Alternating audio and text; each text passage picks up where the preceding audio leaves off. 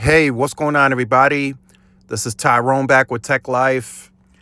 Great article from Reuters. I'll leave a link to it in the description so you guys can check it out.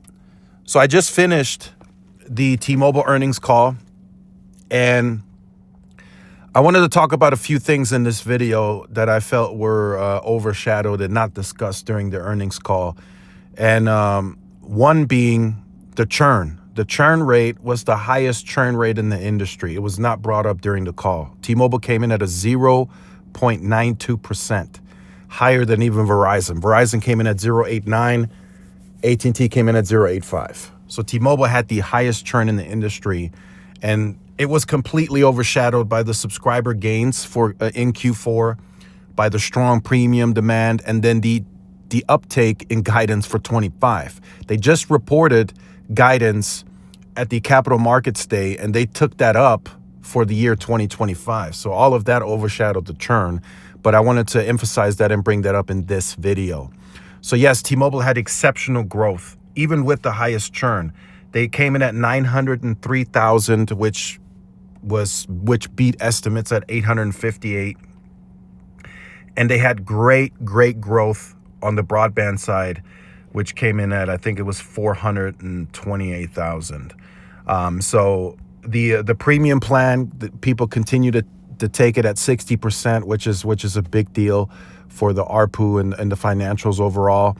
But the churn, right? The churn coming in at 0.92, even though they had great growth, it just really means that they're able to grow at higher volumes than they're losing customers. At 0.92, I promise you, they still lost millions of customers, which is still a problem, right? So you kind of have to break it down. So why are they losing, and why are those customers leaving, right? You can make the argument, a strong argument, that it's Verizon.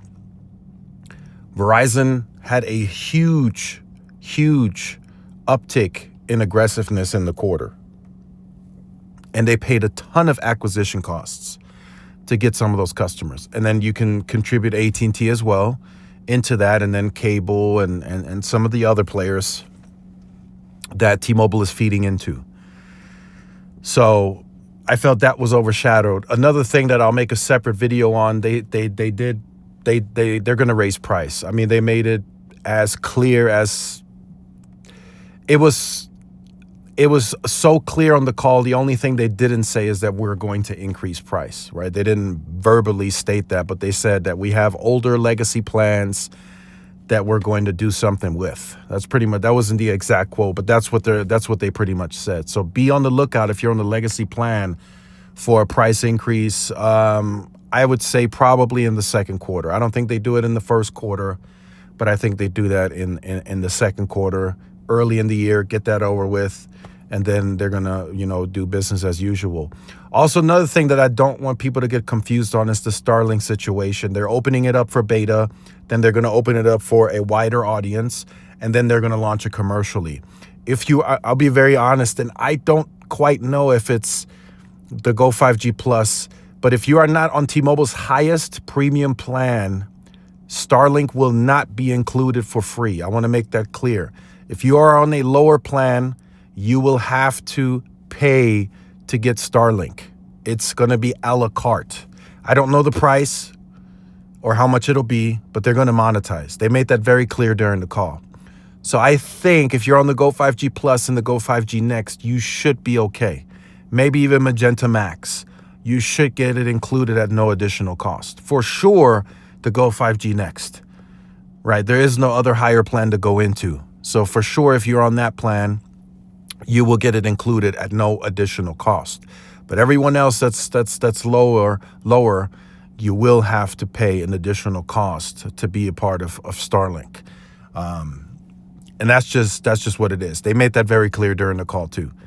Monetizing, right? Maybe in the in the past, they would have made this like a big Un-carrier move and included it on all plans. But now it's only going to be on the highest plans. So it's clear as day what they're chasing. They're chasing a revenue profit-driven goal. And the share taking is a part of it because it's allowing for them to take profitable growth.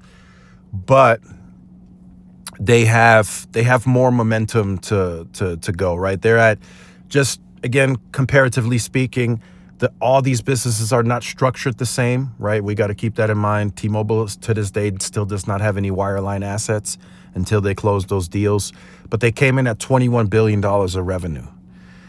You compare that to 32 billion and 36 billion from Verizon and AT&T, right? T-Mobile much lower. But 21 billion and growing is very impressive off of just really a wireless service.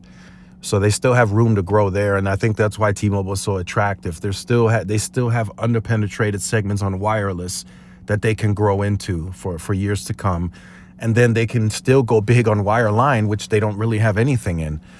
So that company is just set up for a bunch of growth. So if wireless ever does become saturated for that business and it does trend down at some point in who knows when, then wireline, as they go bigger on that at scale, should bring that growth back up. And then I think they become a financially driven income stock. I think that's when that happens, when they get big on wireline, which is still years out. I mean, they're still enjoying success on wireless today. We can clearly see it. US Cellular is set to close in the middle of the year. Then they will enjoy more wireless success from that acquisition, 70%. So it's going to get very interesting, but just wanted to point out the price increase. Be aware of that. Starlink will not be included unless you're on the highest plan. And then the churn, right? The churn is a bit of a concern. We'll see if it comes back down into the 8s or maybe the 7s later this year. But that's a huge focus and emphasis from T-Mobile is churn. So let me know your thoughts in the comments. Like, share, subscribe. See y'all in the next one. Peace.